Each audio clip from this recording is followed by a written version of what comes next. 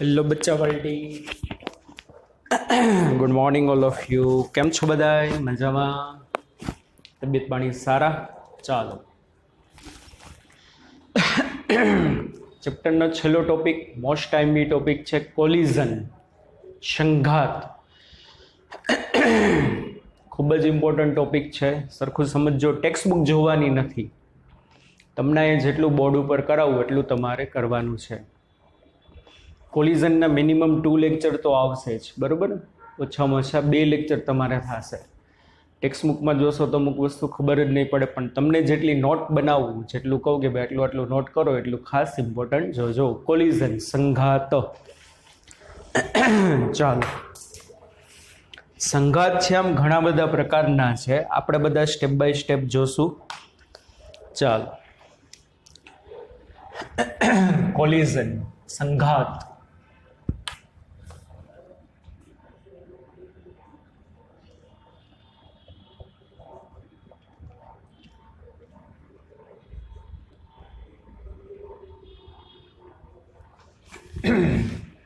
Collision, સંઘાત અથવા તો શું કહેવાશે? અથડામણ. બે પદાર્થ એકબીજા સાથે ભટકાય એટલે કોલિઝન થયું કહેવાય, સંઘાત થયો કહેવાય, અથડામણ થઈ કહેવાય. બરોબર, સમજાય છે કે નહીં? ચાલો, કોલિઝન, સંઘાતના અમુક ઇમ્પોર્ટન્ટ પોઈન્ટ લખાવું છું, યાદ રાખજો. જ્યારે એક પદાર્થ નો વેગ બીજા પદાર્થના વેગને અસર કરે ત્યારે સંઘાત થયો કહેવાય. એક પદાર્થની વેલોસિટી બીજા પદાર્થની વેલોસિટીને ઇફેક્ટ કરશે, બરોબર? એક પદાર્થ આમ જતો હોય, ડિંગ ડિંગ ડિંગ ડિંગ, પાછળથી બીજો પદાર્થ આવતો હોય, પાછળના પદાર્થનો વેગ વધુ હોય તો આનો ભેગો ભટકે, એટલે શું થશે? એક પદાર્થનો વેગ બીજા પદાર્થના વેગને શું કરશે? ઇફેક્ટ કરે, અસર કરે, બરોબર? ત્યારે બેની વેલોસિટીમાં કંઈક ચેન્જ થશે, સંઘાત થયો કહેવાય.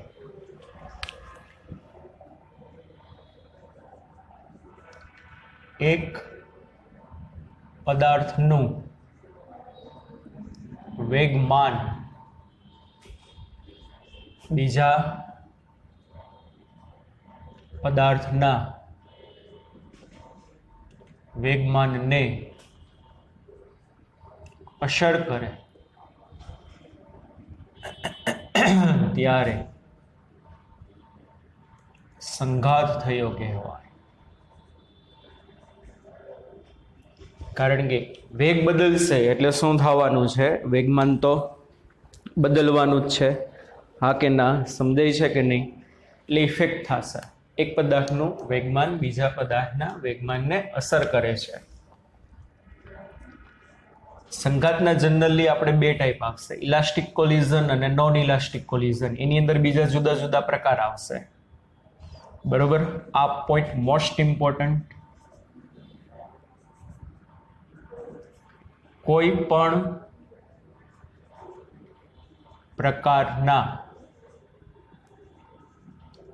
સંઘાત દરમિયાન તંત્રના વેગમાનનું સંરક્ષણ થાય. Most important point. સંઘાતના જુદા જુદા ઘણા પ્રકાર છે. પછી કોઈ પણ પ્રકારનો સંઘાત હોય, એ કોઈ પણ પ્રકારના સંઘાત દરમિયાન શું થશે? Momentum of the system is conserved, સંરક્ષણ થાય. જો પદાર્થના વેગમાનનું સંરક્ષણ નથી લાગ્યું, પણ શું કર્યું છે? તંત્રના વેગમાનનું. તંત્ર કોને કહેવાય? એક પદાર્થ બીજા પદાર્થ હારે ભટકાશે, એક પદાર્થ બીજા પદાર્થ હારે ભટકાય તો તંત્ર 2 પદાર્થનું બનેલું કહેવાય. કોનું બનેલું કહેવાય? 2 પદાર્થનું. તો મોમેન્ટમ ઓફ ધ સિસ્ટમ શું? Momentum of the system conserved. તંત્રનું વેગમાન અચળ રહેશે. Momentum of before collision and momentum of after collision of the system both are same. શું થશે? સંઘાત પહેલાનું વેગમાન p, સંઘાત પહેલા, અને p સંઘાત બાદ. પણ કોનું? તંત્રનું સંઘાત પહેલાનું અને સંઘાત બાદનું મોમેન્ટમ કેવી રીતે અચળ. હમણાં આગળ આપણે જોશું ત્યારે વાત કરી હાઉ ઇઝ પોસિબલ, કેવી રીતે એ વસ્તુ શક્ય બને છે. બરાબર. ચાલો, એટલે સમગ્ર સંઘાત દરમિયાન તંત્રનું કુલ વેગમાન કેવું રહે છે? તો કે અચળ રહેશે. બરાબર. ચાલો, હવે કોલિઝન જે છે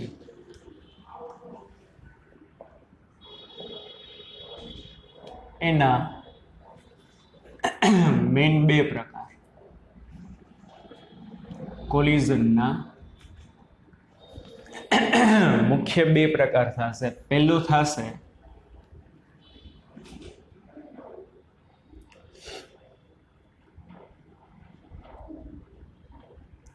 ઇલાસ્ટિક કોલિઝન. ઇલાસ્ટિક કોલિઝન એટલે શું? સ્થિતિસ્થાપક સંઘાત. શું થશે? Elastic collision. ઇલાસ્ટિક કોલિઝનને શું કહેવાશે? સ્થિતિસ્થાપક સંઘાત. અને બીજો ટાઈપ છે non elastic collision. Non elastic collision એટલે શું? ગુજરાતીમાં બોલે તો અસ્થિતિ સ્થાપક સંઘાત. આપણી ટેક્સ્ટબુકમાં છે ને બચ્ચા પાર્ટી અસ્થિતિસ્થાપક સંઘાત વિશે ઘણું બધું આપ્યું છે, પણ સ્થિતિસ્થાપક સંઘાત વિશે એટલું બધું કંઈ કીધું છે જ નહીં. અને એને રિલેટેડ નીટમાં JEEમાં MCQ પૂછાય છે. હાડા પ્રશ્ન આવો છે, ટેક્સ્ટબુક વાળાએ લબાડ છે. અસ્થિતિસ્થાપક સંઘાત વિશે ઘણું બધું આપેલું છે, પણ સ્થિતિસ્થાપક સંઘાત વિશે એટલું બધું ડીપમાં આપ્યું છે નહીં, ને પાછા એને MCQ આવે પણ છે. બરોબર. એટલે elastic collision and non elastic collision. આની વચ્ચે એક જે પ્રકાર હશે, બરોબર, આ બેની વચ્ચે પણ એક પ્રકાર છે, એને કહેવામાં આવશે પાર્શિયલી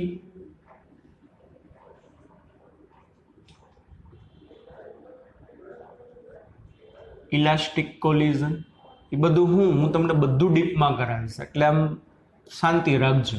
બરોબર. બધું એક પછી એક બધી વસ્તુ આવી જશે. Elastic collision, non elastic collision, એની વચ્ચે પણ એક પ્રકાર આવશે પાર્શિયલી ઇલાસ્ટિક કોલિઝન અને partially non elastic collision. Partially elastic collision એટલે અંશતઃ સ્થિતિસ્થાપક સંઘાત. અને પાર્શિયલી નોન ઇલાસ્ટિક કોલિઝન એટલે અંશતઃ અસ્થિતિસ્થાપક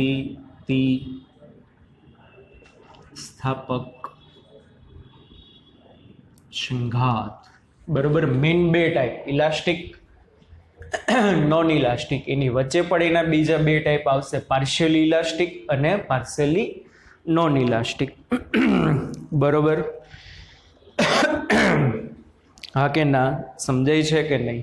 ચાલો હવે ઇલાસ્ટિકમાં પાછા બે પ્રકાર આવશે, હેડ ઓન કોલિઝન અને ઓબ્લિક કોલિઝન. કેવા આવશે? હેડ ઓન કોલિઝન અને ઓબ્લિક. એની હમણાં આપણે વાત કરીએ છીએ, બરોબર. ચાલો પછી એક બીજી વસ્તુ કીધી, શું? સંઘાત કોઈ પણ પ્રકારનો હોય, વેગમાનનું શું થશે? સંરક્ષણ થશે. તો ઇલાસ્ટિક કોલિઝન જે છે ને, ઇલાસ્ટિક કોલિઝન, એમાં તંત્રનું કુલ વેગમાન અચળ, એટલે ઇનિશિયલ મોમેન્ટમ અને final momentum of the system બે સેમ હોય. નોન ઇલાસ્ટિકમાં પણ તંત્રનું કુલ વેગમાન અચળ, એટલે initial momentum of the system is equal two final momentum of the system હશે. બીજું, ઇલાસ્ટિક કોલિઝનમાં એક વધારાનો પોઈન્ટ આવશે, તંત્રની કુલ ગતિ ઉર્જાનું સંરક્ષણ થાય. શું થશે? તંત્રની કુલ ગતિ ઉર્જાનું સંરક્ષણ થાય, એટલે initial kinetic energy of the system is equal two final kinetic energy of the system. તંત્રની પ્રારંભિક ગતિ ઉર્જા અને અંતિમ ગતિ ઉર્જા સમાન હશે સ્થિતિસ્થાપક સંઘાતમાં.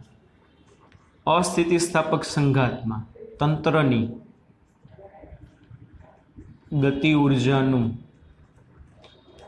સંરક્ષણ ન થાય. Initial kinetic energy of the system does not equal to final kinetic energy of the system.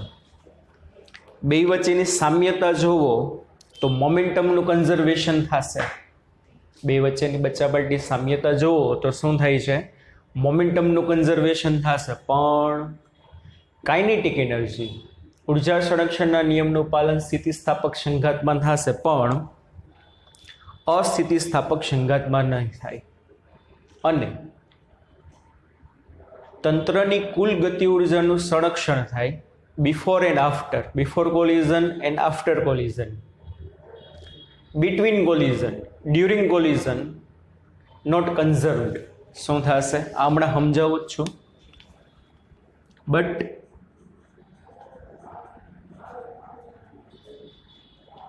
During collision kinetic energy not conserved. સંઘાત દરમિયાન ગતિ ઉર્જાનું સંરક્ષણ નહીં થાય. સંઘાત દરમિયાન મતલબ શું? કે જ્યારે બે પદાર્થ એકબીજાના કોન્ટેક્ટમાં હશે ત્યારે. શું હશે? જ્યારે બે પદાર્થ એકબીજાના કોન્ટેક્ટમાં હશે ને, એ દરમિયાન નહીં થાય. અથડામણ પહેલાની તંત્રની ગતિ ઉર્જા અને અથડામણ બાદની તંત્રની ગતિ ઉર્જા both are same, but during collision, જ્યારે બે ભટકાશે ઢબાંગ, તો ડ્યુરિંગ કોલિઝન જ્યારે બે પદાર્થ એકબીજાના એકબીજાના સંપર્કમાં હશે ને, ત્યારે કાઇનેટિક એનર્જી કન્ઝર્વ નહીં થાય. Kinetic energy does not conserve throughout collision, એટલે સમગ્ર પ્રક્રિયા દરમિયાન કાઇનેટિક એનર્જીનું સંરક્ષણ નહીં થાય. સમગ્ર પ્રક્રિયા દરમિયાન મતલબ શું? પહેલાની કાઇનેટિક એનર્જી, વચ્ચેની મતલબ શું? કે જ્યારે બે પદાર્થ એકબીજા અથડાય ત્યારે, અને અથડાઈને જ્યારે નોખા પડી જાય ત્યારની. એમ નહીં. Momentum conserved throughout collision. Momentum conserved throughout collision, એટલે સંઘાત પહેલાનું વેગમાન બરાબર સંઘાત દરમિયાનનું વેગમાન બરાબર સંઘાત પછીનું વેગમાન, એ નિયમનું પાલન થશે. But kinetic energy does not conserved throughout collision. સમગ્ર સંઘાત દરમિયાન ગતિ ઉર્જાનું સંરક્ષણ નહીં થાય, વચ્ચે કંઈક લોસ થશે. Kinetic energy before collision, kinetic energy during collision, kinetic energy after collision does not equal, સરખા નહીં હોય. એટલું થશે kinetic energy before collision is equal to kinetic energy after collision, but between નહીં થાય. કેવી રીતે હમણાં સમજાવું છું, બરોબર? આટલું સમજાણું. એટલે તંત્રની કુલ ગતિ ઉર્જાનું સંરક્ષણ થાય, પહેલાનું ને પછીનું. But during collision kinetic energy not conserve. જે સમય દરમિયાન બે પદાર્થ એકબીજાના કોન્ટેક્ટમાં હશે ને તે સમય દરમિયાન સુધી એનું કન્ઝર્વેશન નહીં થાય. સમજીએ હમણાં આપણે. આટલા પોઈન્ટ્સ નોટ કરી લ્યો પહેલા.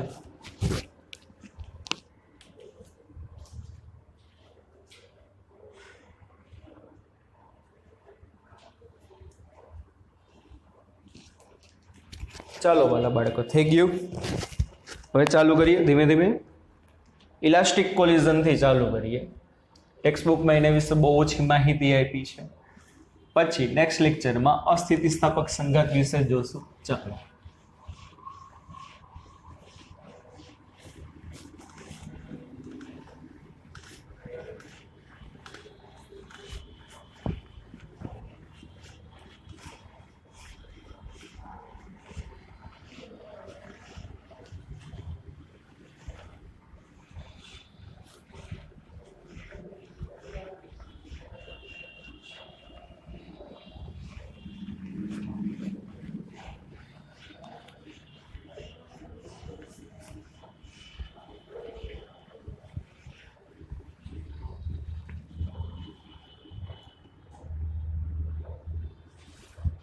ચાલો પહેલા તો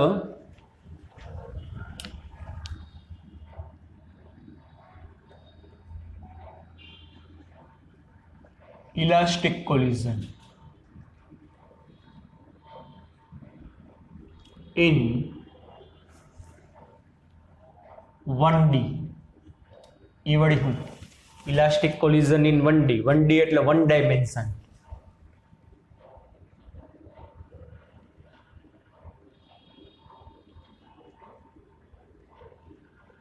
જ્યારે બે પદાર્થ એક પરિમાણમાં ગતિ કરતા હોય, 1 ડાયમેન્શન એટલે શું? જ્યારે બે પદાર્થ એક પરિમાણમાં ગતિ કરતા હોય અને એનું સંઘાત થાય તો ઇલાસ્ટિક કોલિઝન ઇન 1 ડાયમેન્શન. અને એમાં આપણે વાત કરવાની છે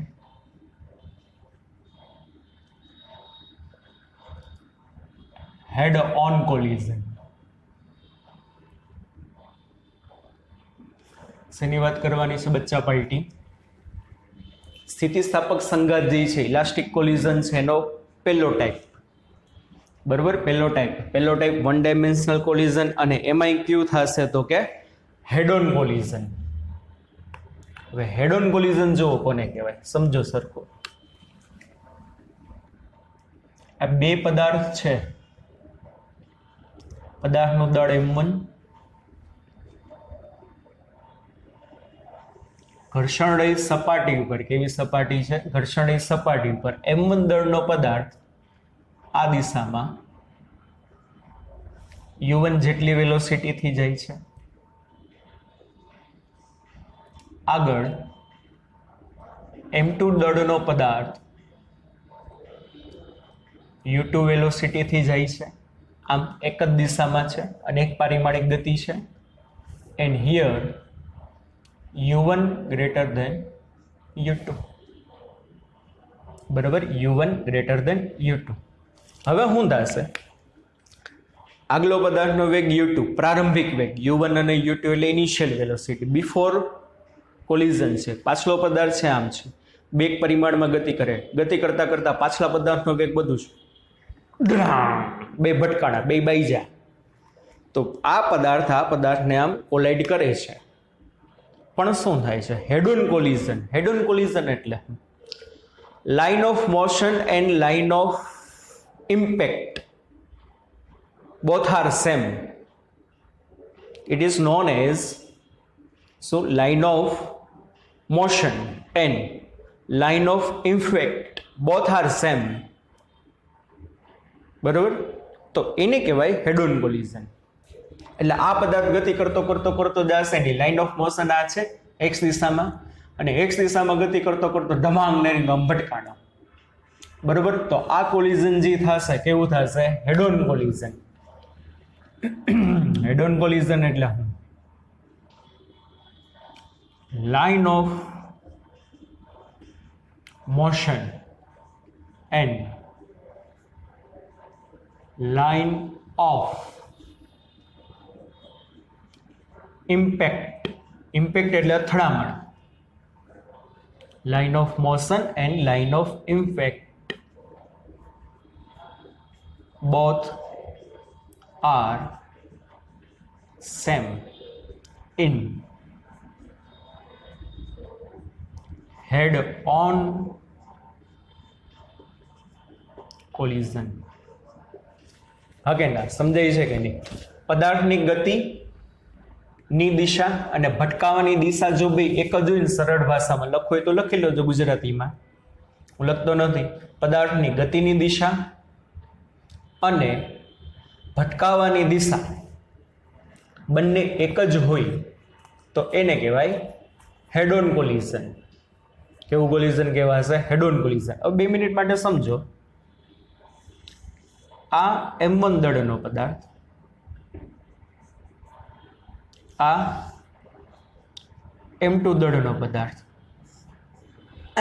M2 દળનો પદાર્થ આ દિશામાં જાય છે U2 વેગથી, M1 દળનો પદાર્થ આ દિશામાં જાય છે U1 વેગથી. તો જો M1 દળના પદાર્થની લાઇન ઓફ મોશન આમ છે, ડિંગ ડિંગ ડિંગ ડિંગ ડિંગ ડિંગ ડિંગ ડિંગ, બરોબર.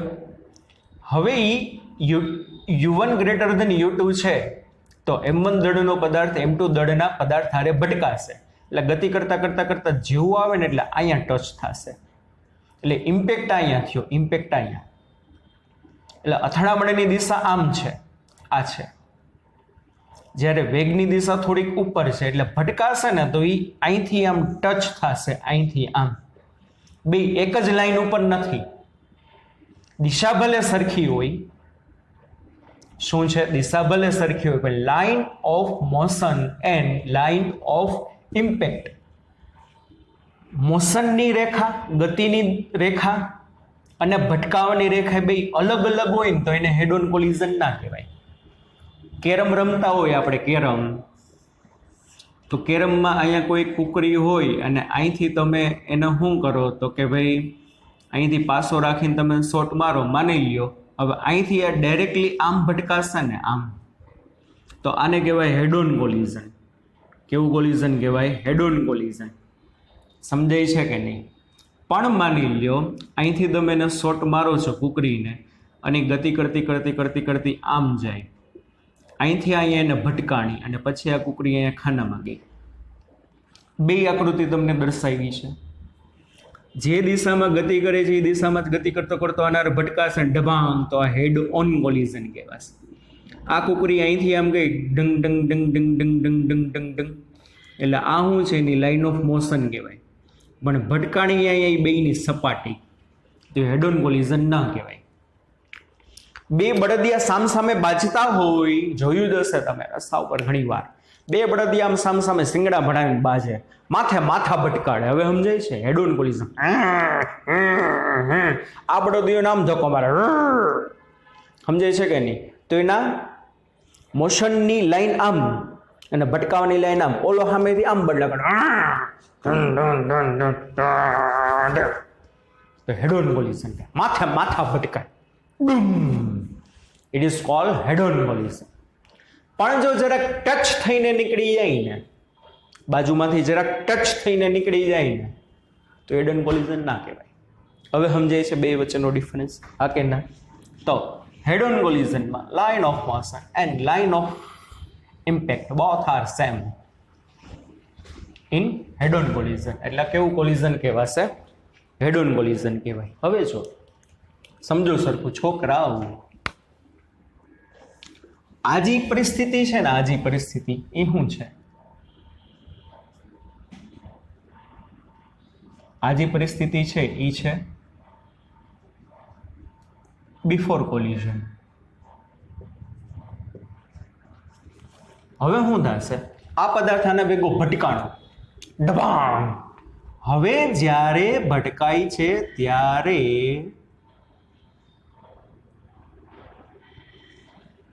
સમજો સરખું,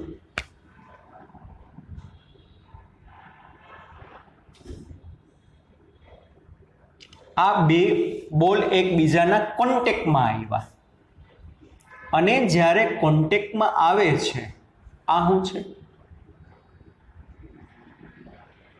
ડ્યુરિંગ કોલિઝન. ત્યારે શું થાય છે?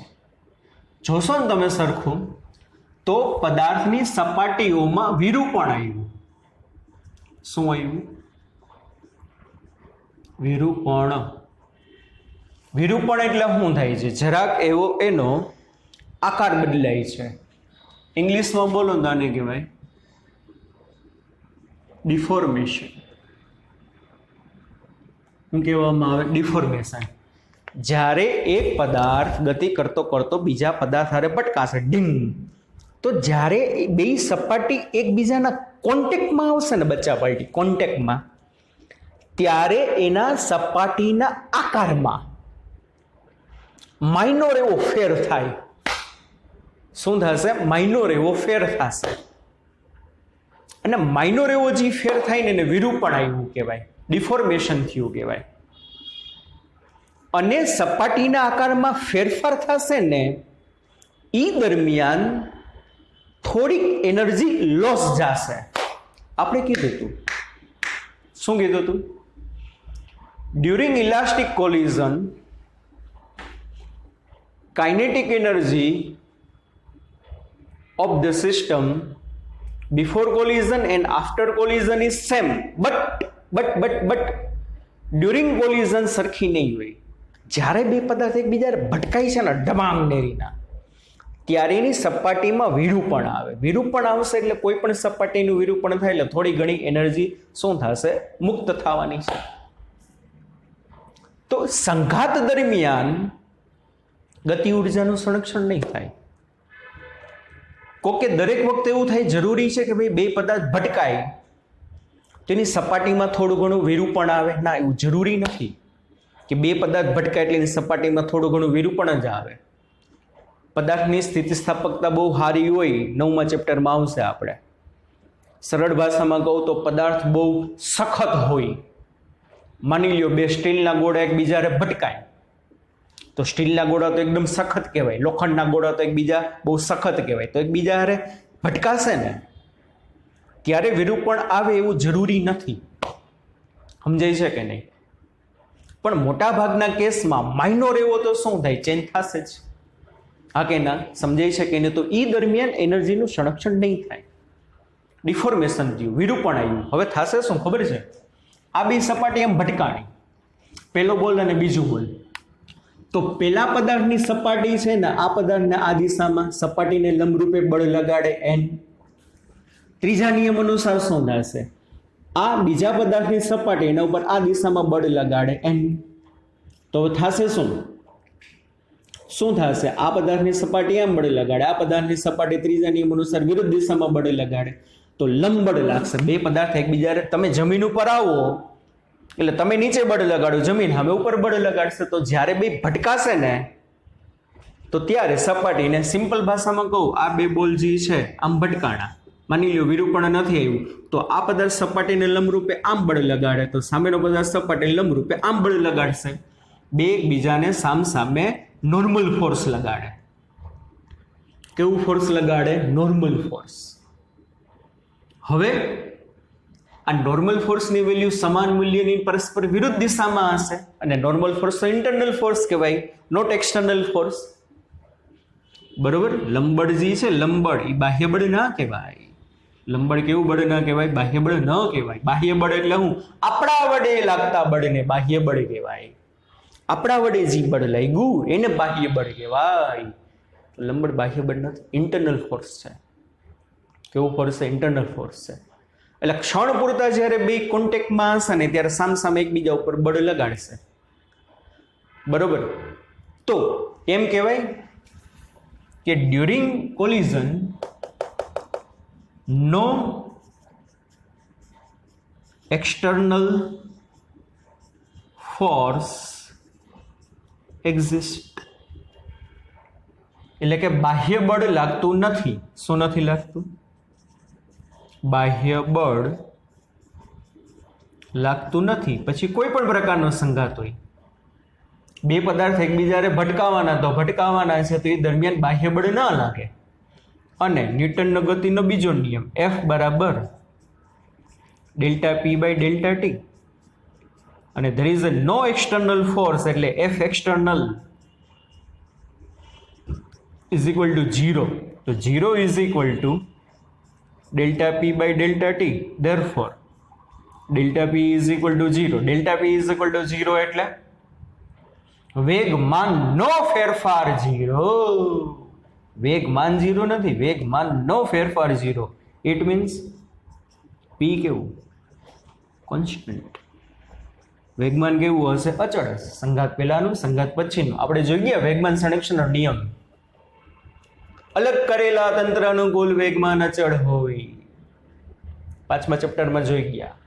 અને અલગ કરેલું તંત્ર એટલે હું? એવું તંત્ર કે જે તંત્ર ઉપર એક પણ પ્રકારનું બાહ્ય બળ ના લાગે, ખાલી ઇન્ટરનલ ફોર્સ જ લાગે. તો સંઘાતમાં બાહ્ય બળ તો લાગવાનું નથી. એટલે બાહ્ય બળ ન લાગે, કોઈ પણ પ્રકારનો સંઘાત હોય, સ્થિતિસ્થાપક હોય કે અસ્થિતિસ્થાપક સંઘાત હોય, અને બાહ્ય બળ ન લાગે એટલા માટે વેગમાનનું સંરક્ષણ હમણાં લખ્યું હતું. સ્થિતિસ્થાપક હોય કે અસ્થિતિસ્થાપક હોય, વેગમાનનું તો શું થશે? સંરક્ષણ થશે જ.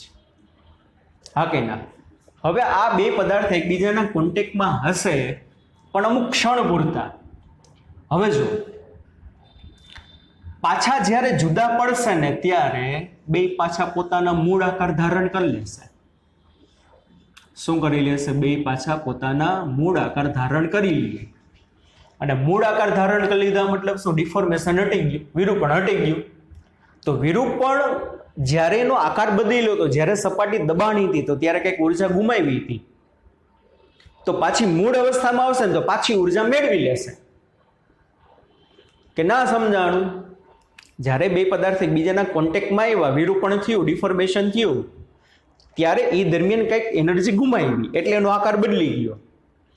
પણ પાછા સંઘાત પછી એના મૂળ આકારમાં આવી જાય છે, તો જેટલી એનર્જી ગુમાવી હોય એટલી એનર્જી પાછી મેળવી લેશે. આ બધું નેચરલી થતું હોય. કોકે સર એમ કેમ થાય એવા પ્રશ્ન નહીં પૂછવાના. આ બધું નેચરલી થાય, કુદરતી રીતે થાય. આ બધી કે જ્યારે ભટકાય છે ત્યારે ડિફોર્મેશન થાય છે, કંઈક વિરૂપણ આવે છે, એનર્જી કંઈક ગુમાવે છે, પણ ભટકાય પછી પાછું પોતાનો મૂળ આકાર ધારણ કરી લેશે. સમજાય છે કે નહીં? એટલે જેટલી ગુમાવી હતી એટલી પાછી મેળવી લેશે. તો પહેલાની ઉર્જા અને પછીની ઉર્જા સરખી હશે, બટ ડ્યુરિંગ કોલિઝન સરખી નહીં. આ ખાસ યાદ રાખજો, ખાસ યાદ રાખજો. સમજાય છે કે નહીં? એટલે આ જે પરિસ્થિતિ જે છે, આ જે પરિસ્થિતિ આ કઈ છે? After collision. અને આફ્ટર કોલિઝન આની વેલોસિટી થઈ v1, આની વેલોસિટી થઈ v2. સંઘાત પછી પહેલા પદાર્થનો વેગ u1 માંથી v1 થઈ ગયો, અને બીજા પદાર્થનો વેગ કેટલો થઈ ગયો? u2 માંથી v2. u1 અને u2 એટલે પ્રારંભિક વેગ, v1 અને v2 એટલે અંતિમ વેગ, એટલે સંઘાત પછીના વેગ. હવે જો તમે કાઇનેટિક એનર્જી શેનો?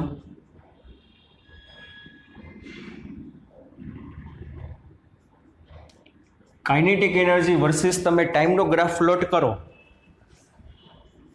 તો શું થશે? આ રીતનો મળશે.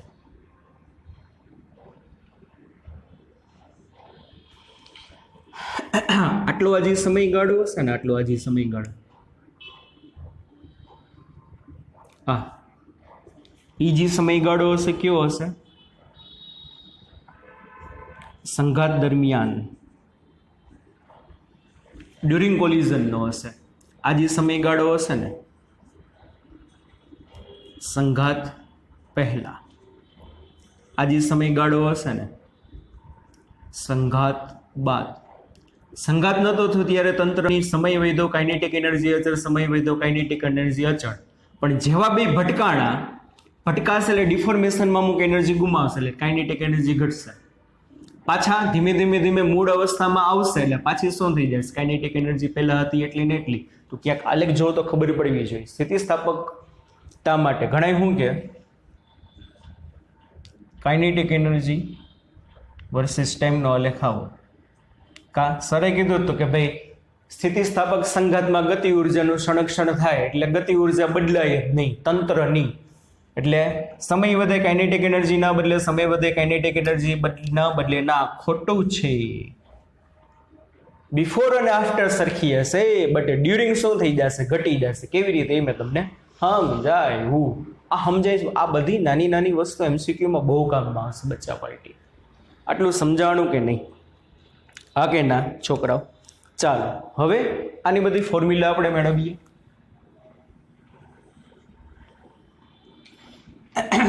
સંઘાત દરમિયાન શું થશે?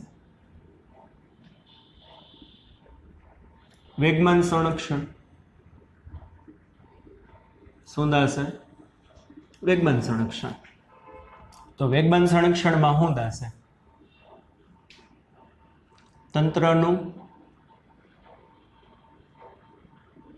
પ્રારંભિક વેગમાન એના બરાબર તંત્રનું અંતિમ વેગમાન. હેડોન કોલિઝન વિશે બધી વાત આલે છે. કોના વિશે વાત આલે છે? હેડોન વિશે. અને વન ડાયમેન્શન છે. ચાલો, તંત્રનું પ્રારંભિક વેગમાન એટલે બેયનું લેવાનું. શું થશે? ચાલો, પહેલા પદાર્થનું પ્રારંભિક વેગમાન કેટલું? m1u1 વત્તા બીજા પદાર્થનું પ્રારંભિક વેગમાન કેટલું? m2u2 એના બરાબર અંતિમ વેગમાન.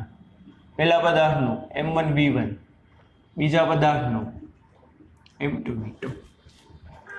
મોસ્ટ ઇમ્પોર્ટન્ટ આ બધી ફોર્મ્યુલા છે, આ આવશે એમસીક્યુમાં ભરપૂર ઉપયોગમાં આવશે. તંત્રનું પ્રારંભિક વેગમાન m1u1 વત્તા m2u2 બરાબર અંતિમ વેગમાન m1v1 વત્તા m2v2. એક બાજુ m1 વાળા પદ ભેગા કરી દઈ તો આને તમે આ બાજુ ટપાડો અને આને તમે આ બાજુ ટપાડો એટલે શું થાય? m1 આ પદ તો માઇનસ થશે એટલે u1 માઇનસ v1 એના બરાબર. આ પદ પેલી બાજુ જશે એટલે શું થશે? v2 વાળું પદ પ્લસ આ માઇનસ m2 કોમન એટલે અહીંયા શું વધશે? v2 minus v1 sorry v2 minus u2. Equation 1 નો ભરપૂર ઉપયોગ કરવાનો. ઇક્વેશન 2 નો પણ તમે ભરપૂર ઉપયોગ કરી શકશો. બરોબર. ચાલો પછી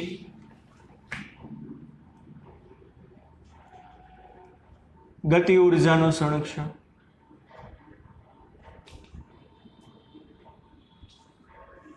તો ગતિ ઉર્જાનું સંરક્ષણ એટલે શું? તંત્રની પ્રારંભિક ગતિ ઉર્જા એના બરાબર તંત્રની અંતિમ ગતિ ઉર્જા.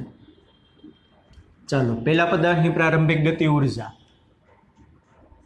Half m1 u1 square.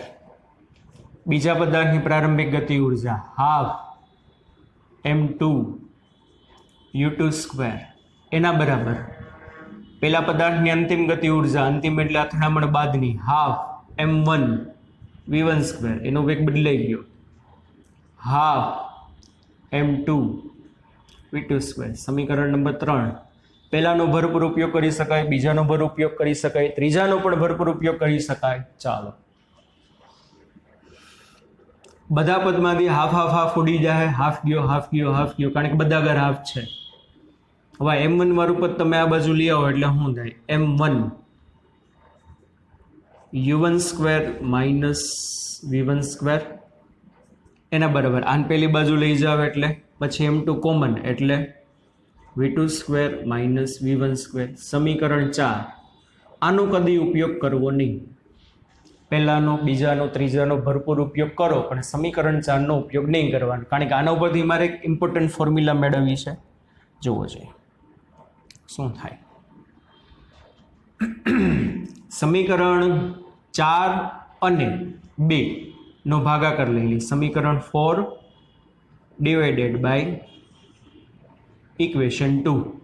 આના છેદમાં ડાબી બાજુના છેદમાં ડાબી બાજુ, એટલે આ શું થાય? m1 a square minus b square જેવું થાય કે નહીં? બચ્ચા પલટી a square minus b square બરાબર શું થાય? a minus b a plus b થાય કે નહીં? a માઇનસ b ના છેદમાં a પ્લસ b.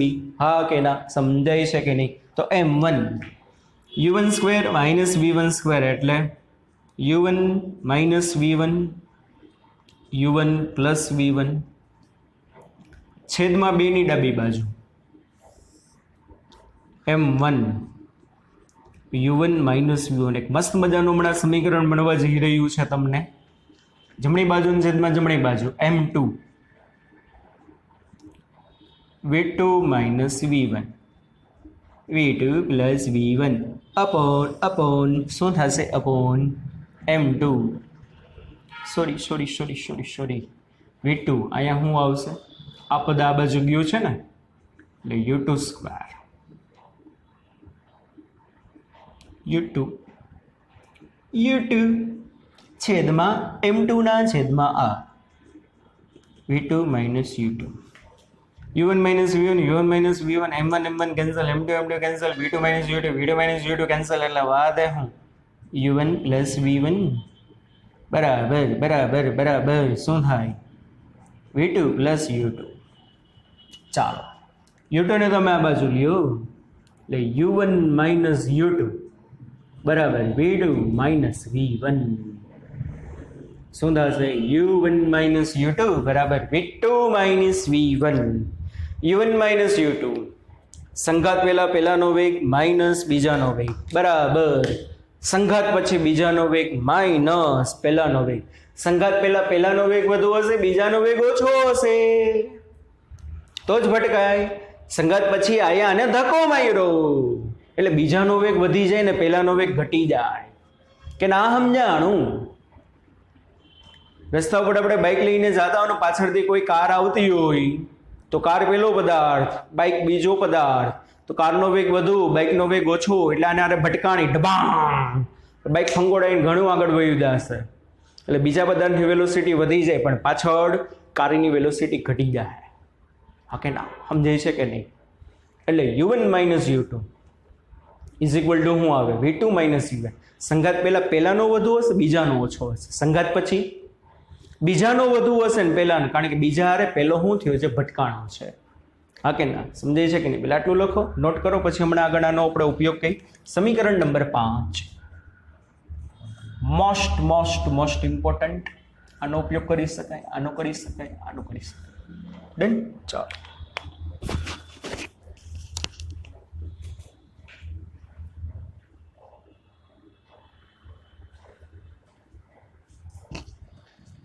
ચાલો આગળ જોઈએ. જો આમાં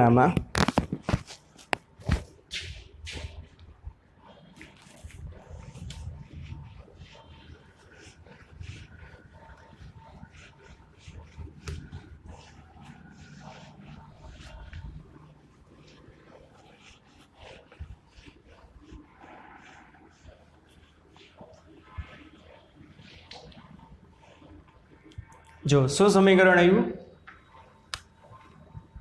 ઓલી આકૃતિ ભાઈ કે ફરીથી દોડ નાખી.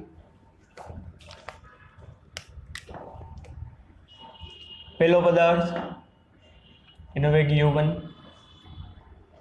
બીજો પદાર્થ એનો વેગ u2, સંઘાત પછી પહેલાનો વેગ v1, સંઘાત પછી બીજાનો વેગ v2. શું ઇક્વેશન આવ્યું? u1 minus u2 u1 minus u2 બરાબર v2 માઇનસ v1. તો ચાલો u1 માઇનસ u2 શું કહેવાશે? સંઘાત પહેલાનો સાપેક્ષ વેગ કહેવાય ને, કારણ કે સંઘાત પહેલા શું હશે? પહેલાનો વેગ વધુ હશે, બીજાનો વેગ ઓછો હશે. રિલેટિવ વેલોસિટી એટલે શું? સંઘાત પહેલાની રિલેટિવ વેલોસિટી, સંઘાત પહેલાનો સાપેક્ષ વેગ, મોટામાંથી નાનું બાદ કરો, સાપેક્ષ વેગ એટલે a નો વેગ b ની સાપેક્ષે va માઇનસ vb, b નો વેગ a ની સાપેક્ષે vb માઇનસ va, તો અહીંયા u1 માઇનસ u2 છે, એટલે આ શું કહેવાશે? સંઘાત પહેલાનો સાપેક્ષ વેગ. અને સંઘાતમાં એટલું યાદ રાખવાનું, સાપેક્ષ વેલોસિટી કેવી રીતે મેળવવાની? મોટામાંથી નાનો વેગ બાદ કરીને. હકીકત કહેવાય હું પહેલા પદાર્થનો વેગ બીજાની સાપેક્ષે બરાબર, આને શું કહેવાય? બીજાનો વેગ પહેલાની સાપ. પણ એ બધું ભૂલી જાઓ. સંઘાતમાં હું યાદ રાખો, મોટામાંથી નાનું બાદ કરો, એટલે સંઘાત પહેલાનો સાપેક્ષ વેગ એના બરાબર સંઘાત પછીનો સાપેક્ષ વેગ. Relative velocity before collision, relative velocity after collision. પણ બિફોર કોલિઝનમાં u1 માઇનસ u2 કરવાનું, આફ્ટર કોલિઝનમાં v2 માઇનસ v1 કરવાનું. ખાસ યાદ રાખજો, ખાસ યાદ રાખજો. સમજાય છે કે નહીં? આ સંઘાત પહેલા અને સંઘાત પછી. કારણ કે આ ગતિ કરતા કરતા કરતા આમ જાય છે, એટલે આની વેલોસિટી વધુ, આની ઓછી, સંઘાત પછી આની વધુ, આની ઓછી. સંઘાત પહેલાનો સાપેક્ષ વેગ બરાબર સંઘાત પછીનું સાપેક્ષ વેગ. અને આ જે છે ને, આ પહેલા છે ને, પહેલો પદાર્થ બીજા પદાર્થ હારે ભટકાવવાની ટ્રાય કરે, એટલે એને એપ્રોચ કહેવાય. શું કહેવાય? એપ્રોચ. એપ્રોચ એટલે આપણે ઘણી વખત કહીએ ને, ભાઈ તમે ઓલા વ્યક્તિનો એપ્રોચ કરો, એપ્રોચ કરે એટલે તમે ત્યાં જાઓ, એટલે શું થશે? અને આવી રીતે કહેવાય વેલોસિટી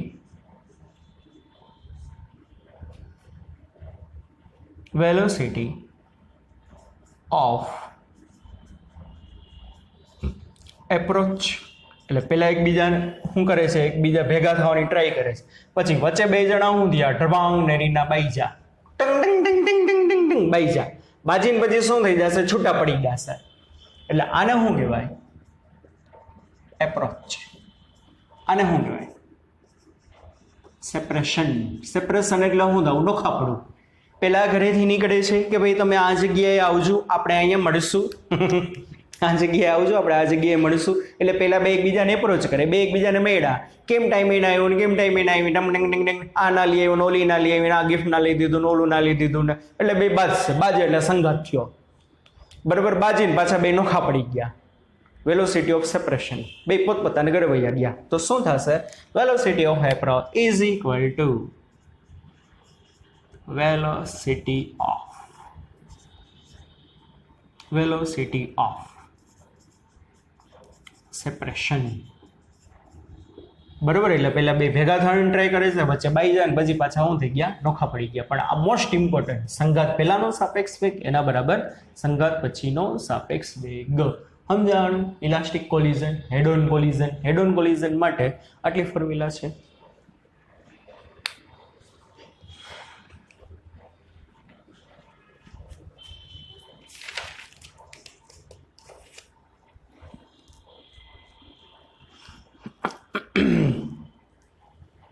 ચાલો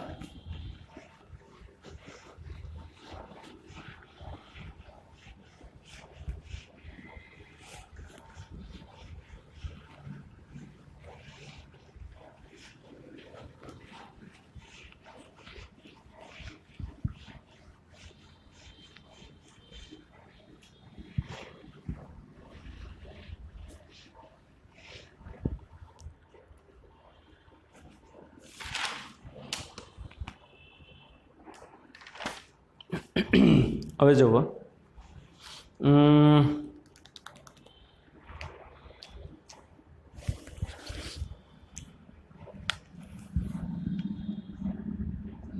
ક્વેશ્ચન ગણી. બે પદાર્થ,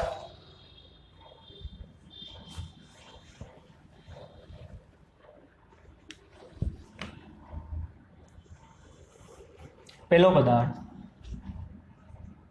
2 કિલોનો,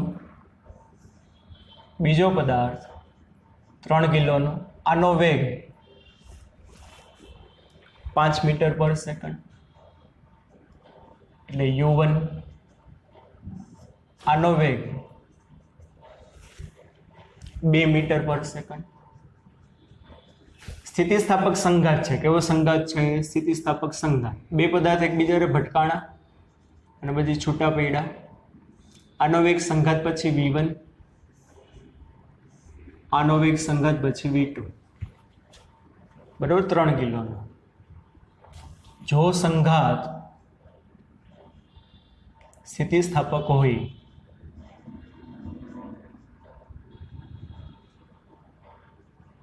તો v1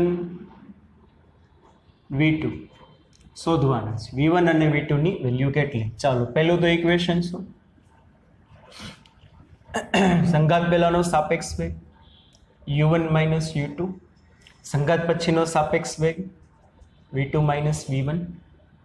u1 minus u2 5 minus 2 A 3. 3 is equal two v2 minus v1. Ready? Equation number 1. પછી વેગમાન સંરક્ષણનું પાલન થાય. વેગમાન સંરક્ષણ ના નિયમ મુજબ શું થશે? ચાલો,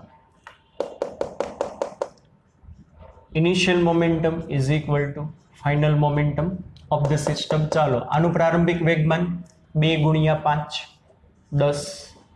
આનું પ્રારંભિક વેગમાન 3 ગુણ્યા 2 એટલે 6.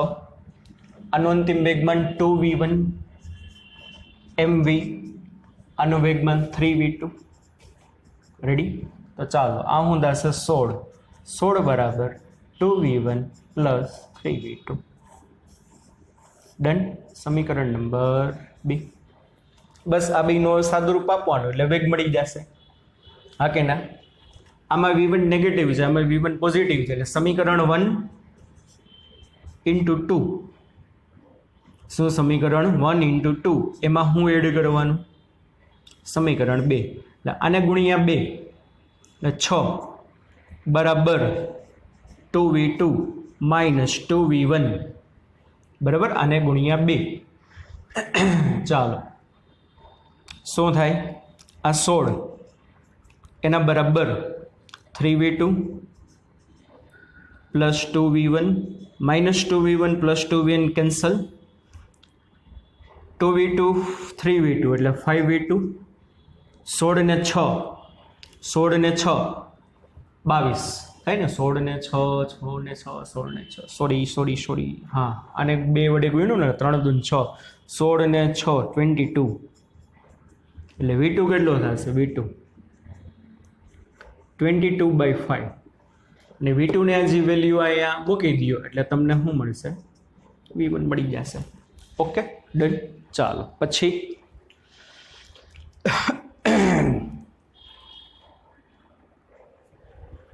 આગળ બીજો દાખલો જોઈએ. જુઓ,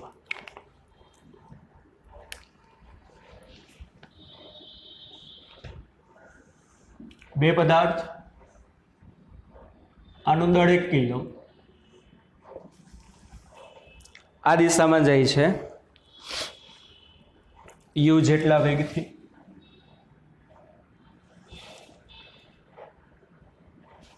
બરોબર. બીજો m દળનો પદાર્થ છે, m કિલો, પણ ઈ બોડી રેસ્ટ એટલે સ્થિર છે. u1 બરાબર u, u2 બરાબર 0. આ પદાર્થ સ્થિર પડ્યો છે. 1 કિલોનો પદાર્થ u જેટલા વેગથી ગતિ કરતા કરતા આના ભેગો ભટકાણો અને માની લ્યો સંઘાત પછી 1 કિલોનો પદાર્થ રિટર્ન આવ્યો આમ u/3 વેલોસિટીથી. કેટલી વેલોસિટીથી? u/3 વેલોસિટીથી. અને m કિલોનો પદાર્થ આ દિશામાં જાય છે v જેટલા વેગથી અને સ્થિતિસ્થાપક સંઘાત છે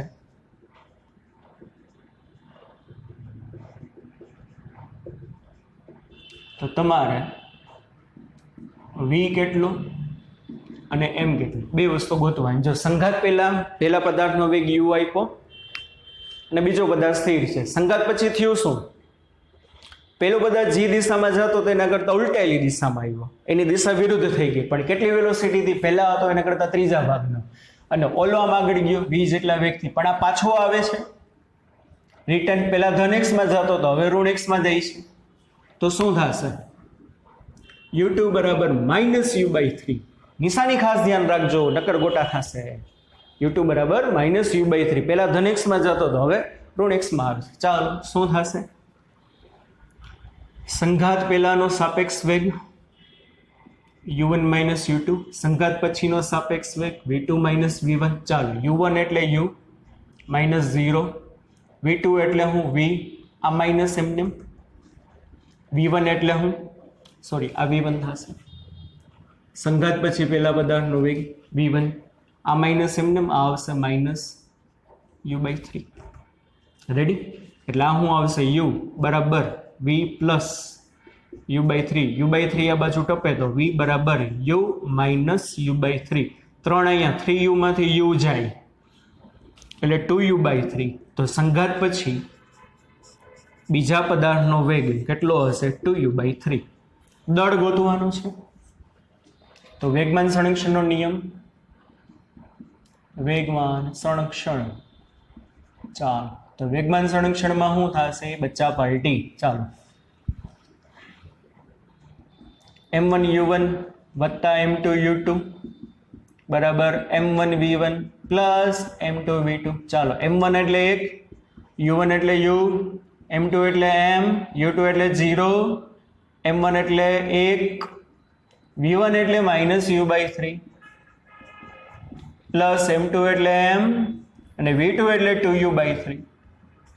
સમજાય છે? એટલે આ શું આવે? u બરાબર -u/3 પ્લસ 2u/m/3. આ બાજુ ટપે તો u plus u/3 is equal two 2mu/3. એટલે કેટલું આવે? 3 વત્તા 1 એટલે 4u/3 is equal two 2mu/3. હા કે ના? સમજાય છે કે નહીં? ચાલો તો શું થાય? તગડો તગડો કેન્સલ થઈ જાય તો કે હા, u કેન્સલ થઈ જાય તો કે હા. તો 4 બરાબર શું આવે? 2m. તો m બરાબર શું આવે? 2 કિલો. બીજા પદાર્થનું દળ કેટલા કિલો હશે? 2 કિલો હશે. ડન? આટલું સમજાણું? ચાલો સ્થિતિસ્થાપક સંઘાતમાં હેડ ઓન કોલિઝન વિશે વાત કરી. હજી આમાં થોડું ઘણું મારે તમને 2-3 સૂત્ર કરાવવાના છે, બાકી છે, તો આપણે નેક્સ્ટ લેક્ચરમાં જોશું. બરોબર? આ કોલિઝનનો પાર્ટ 1. કાલે કોલિઝનના પાર્ટ 2માં આપણે શું જોશું તો કે સ્થિતિસ્થાપક સંઘાતમાં જ આગળ વધશું. હવે એના 2-3 બીજા કેસ બાકી છે, એના વિશે આપણે ડીપમાં જોશું. બરોબર? ત્યાં લગી બચ્ચા વલ્ટી bye bye, take care, see you, ધ્યાન રાખજો.